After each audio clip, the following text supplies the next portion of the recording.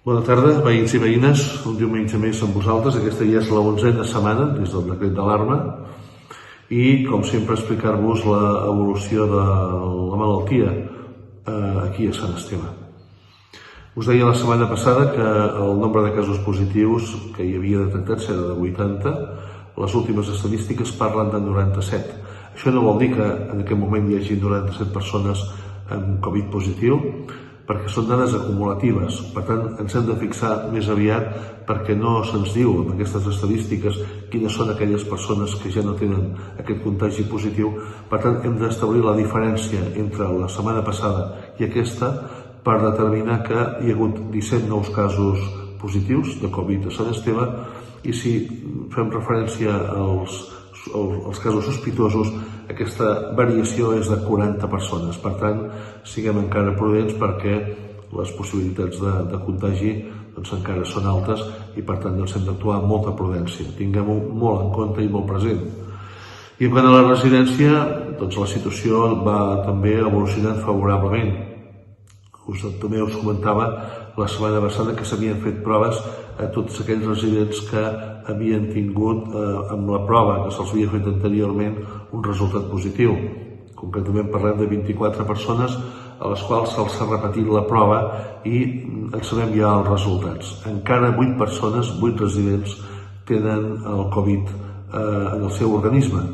Per tant, haurem d'esperar que vagi remitint aquest contagi i que quan tinguem ja nets els residents de Can Serra del Covid-19 es aniran ja establint aquelles mesures, aquell protocol per permetre la visita dels familiars al centre i per tant anar ja seguint amb la normalització de la situació i fins i tot plantejar-nos la possibilitat de rebre nous ingressos. Per tant, de moment hem d'esperar, encara tenim 10 treballadores a casa de baixa laboral, però com veieu l'evolució setmana rere setmana va millorant. Demà dilluns hi ha una novetat important i és que les 3 regions sanitàries, la metropolitana sud, la nord i el barcelonès, s'uneixen en quant al que és la gestió de la mobilitat. Per tant, una qüestió que segurament era molt esperada per molts, la possibilitat de poder desplaçar-nos a Barcelona i viceversa, no? Persones de Barcelona que fins i tot ens visiten habitualment o tenen aquí la seva segona residència puguin tenir la possibilitat de tornar a estar entre nosaltres. Per tant, aquesta és una bona notícia que se suma també al que ha estat aquesta setmana l'obertura de terrasses dels bars de Sant Esteve que han actuat amb normalitat i també se suma a la novetat de dimarts que ve en la qual aquest dimarts ja obrim parcialment el mercat del dimarts i ho fem primer amb les parades d'alimentació. Parades d'alimentació, xurreria, pollastre salàs, les parades d'alimentació que normalment ens proveïen quan anàvem al mercat, ja les tindrem a disposició amb un circuit de seguretat en la que puguem garantir una correcta circulació de persones garantint la protecció.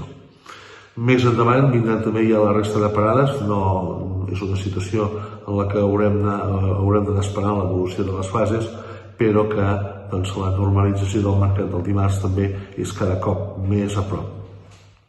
Hi ha, però, altres qüestions que ens preocupen. L'obertura d'escoles, la conciliació laboral i familiar, aquests mesos que ara s'acosten de juliol a agost, tot plegat és complex a l'hora de determinar encara quines són les mesures exactes que es prendran o bé fins allà on podem arribar. Tampoc no només aquí, sinó que parlem també del calendari de festes o podem parlar d'altres qüestions que els anys passats fins ara constituïen una normalitat, uns costums, uns hàbits, una manera de fer aquí a Sant Esteve, al qual les famílies ja hi estaven acostumades i per tant podien trobar diverses possibilitats i serveis per poder compatibilitzar aquesta vida familiar i laboral i que aquest any hauran de sofrir canvis forçosament.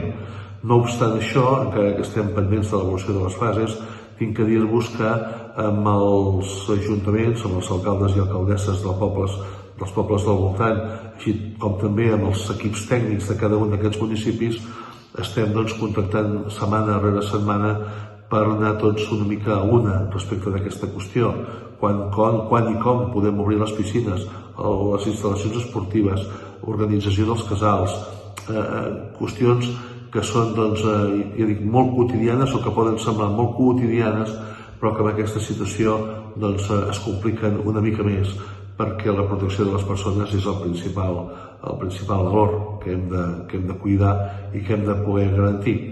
Així que en les properes setmanes, la setmana que ve, espero poder també ja transmetre alguna novetat, alguna evolució respecte de la situació actual, també de les decisions que, com dic, amb el conjunt de municipis anem prenent per interpretar de manera conjunta quins són els avanços que setmana rere setmana podem fer per intentar tornar a la normalitat en els nostres municipis.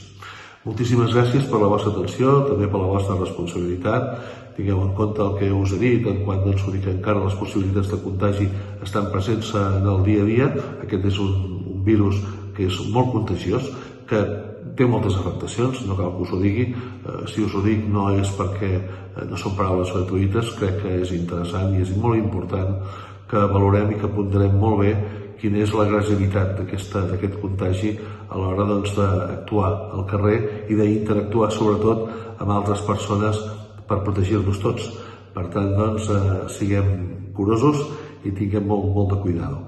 Moltíssimes gràcies, anem avançant i a poc anem recuperant també la normalitat. Ens veiem, a reveure.